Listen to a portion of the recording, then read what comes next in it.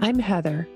After many wasted years trying outdated approaches to my daughter's addiction that felt wrong to me, harmed our relationship, and didn't help my daughter, I finally found an effective evidence-based approach that repaired my relationship with her, helped me create my own peace of mind, and made me an ally in my daughter's recovery. I teach you a loving and compassionate approach to help you encourage change and create connection. Addiction is a family disease, and family recovery is the answer. Did you notice my new music and intro? I'm so excited about it. I've wanted to record a new intro that represented the podcast better for a long time now. And so I got new music, and that inspired me to do it. Originally, I was just focused on getting the podcast started and getting it out there. And I was like, eventually I will record a new intro. And of course, here it is over a year later. And I'm just now recording the new intro. But Joey from the Safe Home Families podcast, who was on episode number 40, made the new music for me. And that got me inspired. He's super talented as a musician. So I'm going to put a link in the show notes in case you need any custom music. Today's episode is an updated excerpt from episode number 45, which is the first episode that I made after my daughter Helanna died from fentanyl poisoning. It was such an emotional episode that I wouldn't blame anybody who couldn't bear to listen all the way through it. I mean, if it wasn't me going through it, I don't think I could have listened to it. And my pain was just so fresh at that time. It was just incredibly raw. And I don't want the really important message that was later in that episode to be missed because it was just so emotional. So I'm updating that part, the end of the episode, the message that I want you to hear, because there were 3 critical messages in that episode. And even if you listened to that one, you should listen again, because after listening to the beginning of it, you might not even remember hearing this part. So the 3 critical messages that I wanted you to hear that were in that episode were: number 1, why we all need our own recovery. This just keeps being shown to me over and over again, where I see this resistance and this belief that the person struggling with addiction or substance abuse is the only one that needs recovery. Number 2, why you need a community as you go through your child's addiction and recovery. And number 3, connecting to your child through love instead of guilt or shame or anger. So let's start with number 1, why we need our own recovery. When I first stepped into my first Al-Anon meeting, which was 20 years ago, I was so angry. I was angry about Helanna's father's addiction.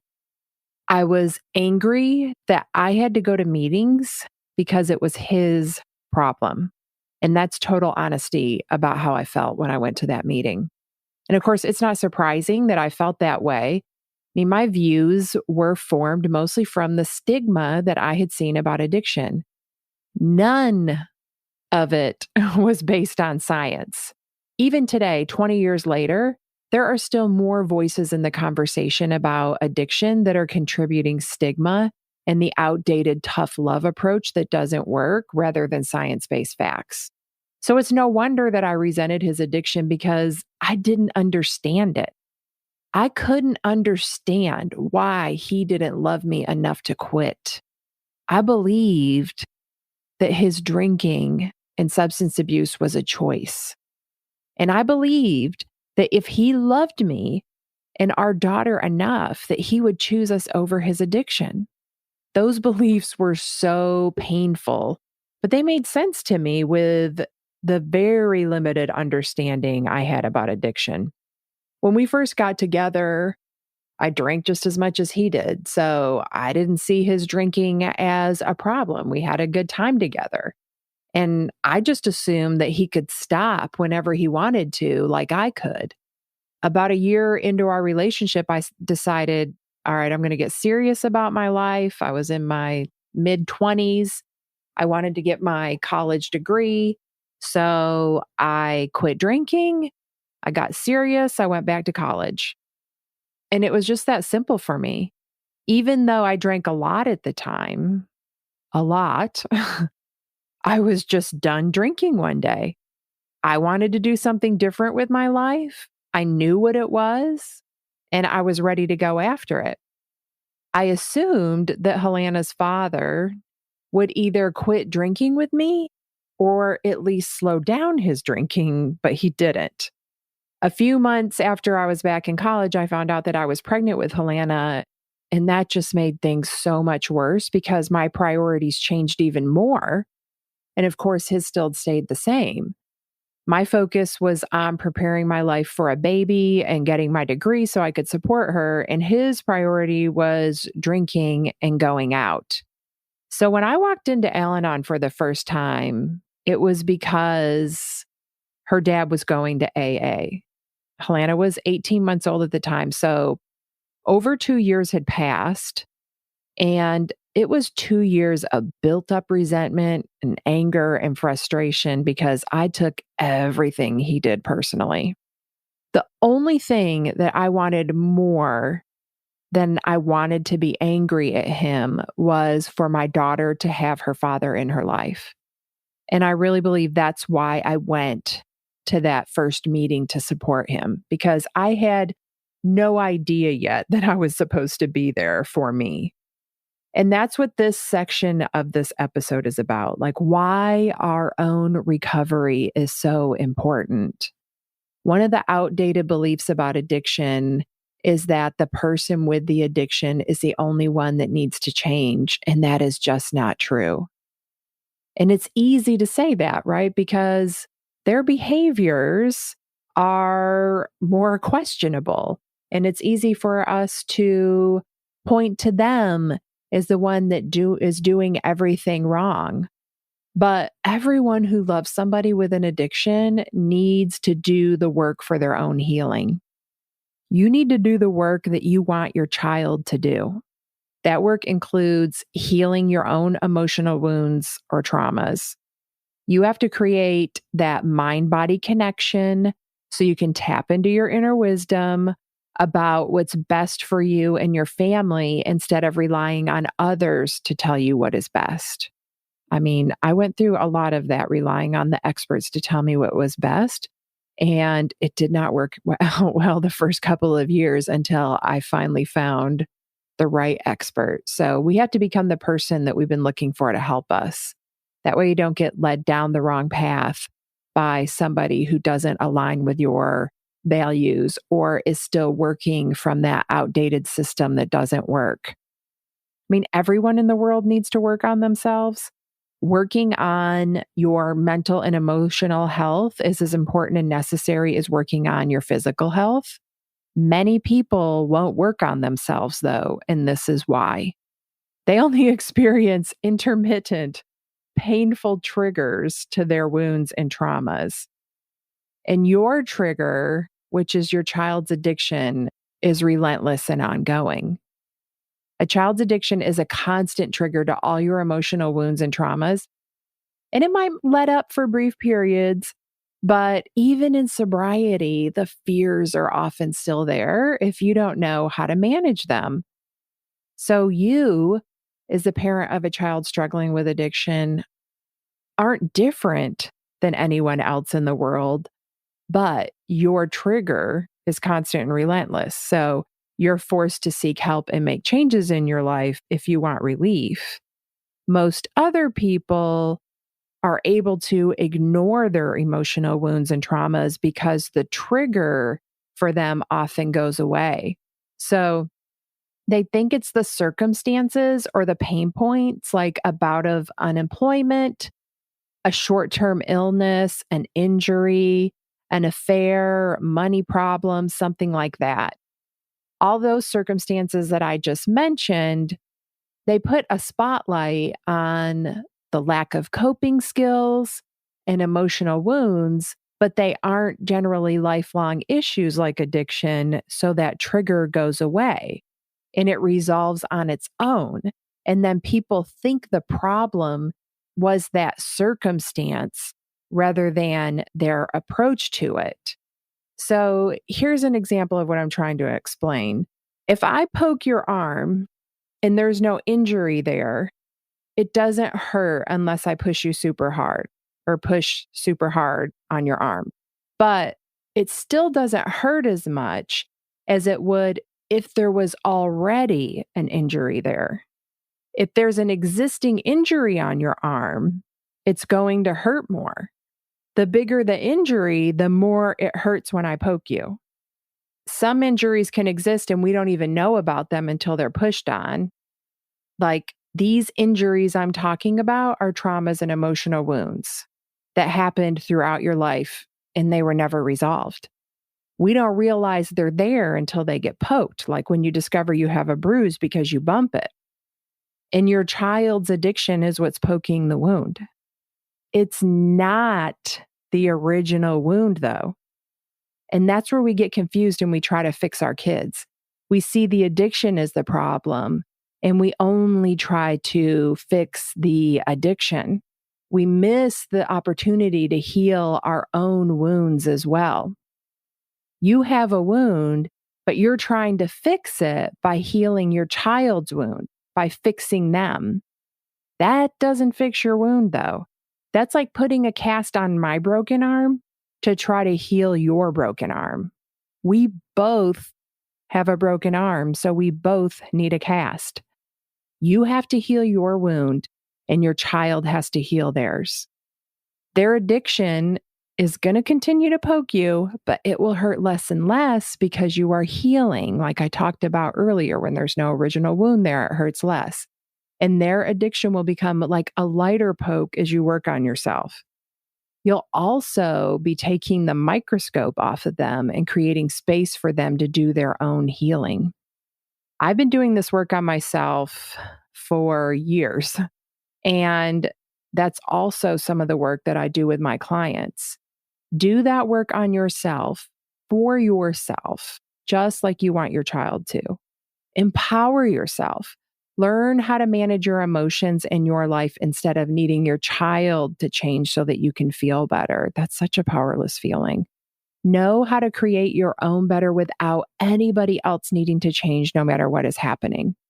There's so much freedom in that because that skill can be applied to any relationship, any area of your life. Point number 2, don't carry the pain of your child's addiction alone. I suffered in silence about my daughter's addiction for a long time. And I know that many of you who are listening to this right now are suffering alone in silence too.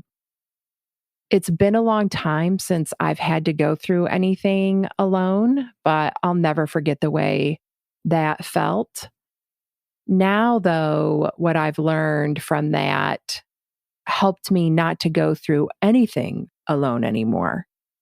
I've belonged to quite a few different groups where other parents were going through addiction with their kids, and just being in their presence and knowing that I wasn't alone made me feel so much better. When Beth Syverson from Safe Home Families podcast and I did the craft workshop together in April, I got a lot of feedback about how good it felt to hear other parents talk about the same things that they were going through. It just feels good to have that sense of not being alone. So now, no matter what I'm going through, I find my people. When I got diagnosed with breast cancer, I joined breast cancer support groups and I got immediate relief by talking to them. Like immediately, as soon as I talked to them, the same day I knew I had cancer, it changed how I was feeling. I didn't feel so alone anymore. And I knew that I could count on other people who knew exactly how I felt. And the same thing happened when Helanna died. I started connecting with other parents who lost their kids. I especially searched for mothers who were choosing to live their life even though their child died. Like I looked intentionally for examples of women who were going through the same thing that I was but they had hope and they were still trying to actively create a good future for themselves. And right now, there is nothing that can replace getting to talk to another mother who understands exactly how I feel about losing my daughter. But before that, before she died, nothing could replace talking to another mother who was going through addiction. It's just so healing to have somebody be able to just really see you and understand you in that way. Because connection is a survival skill. It's a survival skill for us and it's a survival skill for our kids. And I just want to point out that I also have a Facebook group just for parents, and there's a link to that group in the show notes. So if you click that link and you want to join, make sure you answer the questions because I'm very careful about who I let into the group. And if you don't answer the questions, then I can't make sure that I'm protecting the privacy of everybody in the group. So just look out for that. Topic number 3 is how you connect with your kids. So, what emotion are you connecting to your kids through? What feeling do you feel the most when you think of your child? That feeling that you feel the most when you think of them is how you're connecting with them. For a lot of parents, the main feelings are guilt, shame, anger. And then those feelings keep coming up in their relationship no matter what they do. Like they're trying to change, but their relationship still ends up revolving around those feelings. I've been there too. I've experienced the frustration of it. And that's why I'm bringing it up because I also see this happening with a lot of grieving parents where they're staying connected to their kids through grief the same way that I was connected to Helanna in anger and guilt before I figured out how to manage my own emotions. And of course, grief is part of the process when you have a child that dies, and anger and guilt are part of the process when you have a child dealing with addiction. And it's not that those things should never come up, those just shouldn't be the main emotions that we experience in our relationship, because if they do, then it's just going to hold us back from what we really want. So when Helanna died, of course, I felt the temptation to only to connect to her through grief. I don't want her memory to fade. I don't want the world to forget her, and connecting to her through pain and grief is easy, right? It's just the default when you're going through that. In the same way, it was easy for me to default to anger and guilt early in her addiction. But in the last 4 or 5 years of Helanna's life, I made a commitment to connect to her with love above anything else. I worked really hard to sort through my unintentional feelings of guilt and shame and anger so I could connect to her through love.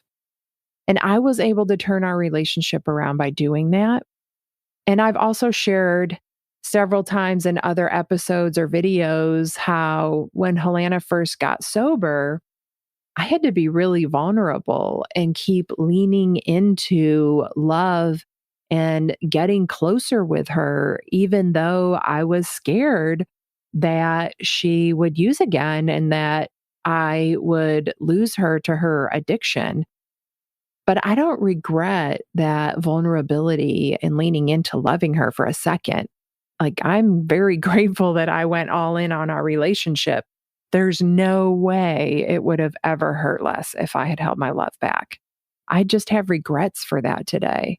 So I'm still going all in on connecting to her through love in her death as well. Like, of course, I still grieve. It's a process, but I try to redirect and focus because grief is love. And I don't want a connection to her through the painful part of it. I want to focus on the love. And I know so many parents who struggle with feeling guilty about enjoying their life when their child is struggling with addiction. And now I see a lot of parents who are struggling with the guilt of living because their child died from their addiction. So if our kids aren't living and we aren't living, or our kids have died from their addiction and we still aren't living, like, who are we helping? That doesn't help anything. It just keeps us from separate, right? It keeps us from being able to really connect with our kids or anybody else. And I'm not helping anybody that way. If I'm not taking care of myself, if I'm not functioning, then I can't help other parents. So that's all I have for this episode. If you want help and support with your child's addiction, you can sign up for a call using the link in the show notes. I have a lot of people reach out to me and tell me how much the podcast has helped them. But when you really put that intention on yourself and working with me one-on-one, you can take what you have already learned from the podcast and apply it at a whole nother level. So I also have a favor to ask today, because if my podcast has helped you, then I would like to ask you to help me by leaving a review. More reviews equals more listeners.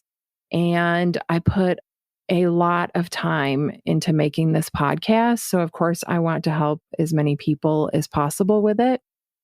And if you think about something like Amazon, if you're like me, you buy based on reviews. Like if there's 10 products that are the same, I'll look at the reviews and that's how I'll decide which one I'm going to buy. And that's how it is with podcasts. Like people look at the reviews and they decide which one they're going to listen to based on what people say about it. So you'll not only be helping me if you leave a review, but you'll help someone who really needs the podcast find it if you leave a review. So that's a win-win, win-win-win, right? And after you leave a review, also please share the episode with anybody who needs it, and they will really appreciate it. And hopefully maybe you can create connection with that person as well by reaching out to them. So I will talk to you soon. Thank you for listening to this episode. If you want to learn more about my work, go to heatherrosscoaching.com. If you want to help other parents who are struggling with a child's addiction, you can do it 2 different ways. First, you can share the podcast with them directly, or you can share it on your social media. Second, you can leave a review. Talk to you next week.